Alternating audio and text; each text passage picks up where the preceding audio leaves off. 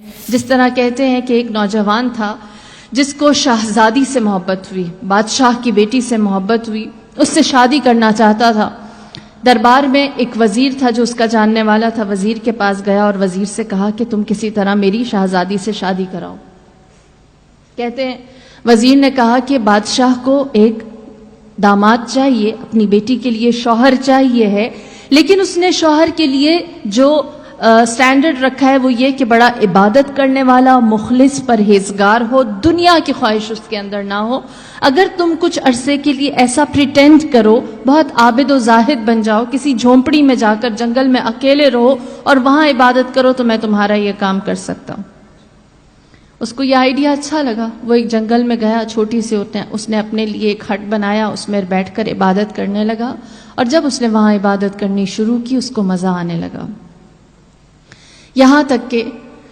کچھ دن نہ گزرے تھے کہ وہ وزیر بادشاہ کو لے کر اس کی جھونپڑی میں آیا۔ بادشاہ اس کی جھونپڑی کے اندر گیا، جنگل میں اس کے چھوٹے سے گھر میں، ٹوٹے ہوئے گھر میں گیا اور اس نوجوان سے ملاقات کی، باتیں کی۔ بادشاہ امپریس ہوا اور اس نے کہا اس نوجوان سے کہ مجھے تمہارا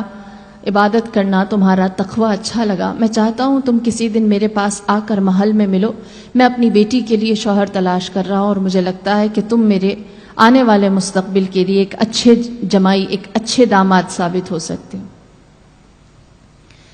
جب بادشاہ نے یہ کہا اس کو اپنی خواہش مل گئی، اس نے فوراً بادشاہ کو جواب دیا اور کہا مجھے تھوڑا سا وقت چاہیے، پھر میں آپ کو ریسپونڈ کرتا ہوں، آپ کی خدمت میں حاضر ہوتا ہوں۔ وزیر خوش ہوا، اس نے اپنا وعدہ پورا کر دیا۔ جیسے ہی بادشاہ اس جھونپڑی سے باہر نکلا ہے، پیچھے سے اس نوجوان نے اپنا ساز و سامان، اپنا بوریا بستر سمیٹا اور کسی ایسی جگہ چلا گیا جہاں اس کی کسی کو خبر نہ ہوئی، گم، لاپتہ، کسی کو علم نہ تھا وہ کہاں گیا، کیا ہوا۔ وزیر حیران ہوا کہ اس نے خواہش کی تھی، اس نے چاہا تھا اور میں بادشاہ کو ادھر لے کر گیا، پھر بھی وہ نہ ہوا۔ یہاں تک کہ بہت عرصہ گزر گیا، ایک ٹائم کے بعد اس وزیر کی ملاقات اس نوجوان سے ہوئی جس سے اس نے بادشاہ کی ملاقات کروائی تھی، لہٰذا اس وزیر نے پوچھا مجھے بتا جب تیری خواہش پوری کر دی گئی تھی تو کیوں چلا گیا،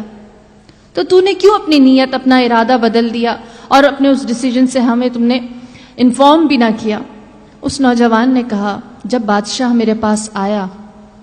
میرے اس جنگل کے چھوٹے سے جھونپڑے میں اور اس نے وہ بات کہی جو میں سننا چاہتا تھا، تو اس وقت میں نے اپنے آپ سے سوال کیا، اتنی عبادت کی تو بادشاہ چل کر تمہارے جھونپڑے میں آ گیا، ایک آرزو، ایک خواہش کے پیچھے، اگر میں اپنے رب کے لیے عبادت کروں تو کیا میرے دل میں میرا رب نہیں آ سکتا؟ تو کیوں نہ میں اپنی آرزو کو ایک دنیاوی چیز سے بدل کر صحیح درست طرف لے آؤں اور اس چیز کی خواہش کروں جو میرے لیے واقعی فائدہ مند ہے۔ لہٰذا میں نے اپنی اس خواہش کو چھوڑا اور کہا میرے اس جھونپڑے جیسے دل میں اللہ کو بلاتا ہوں۔ تو یہ آرزو کا فرق ہے، یہ خواہش کا فرق ہے، یہ تمنا کا فرق ہے۔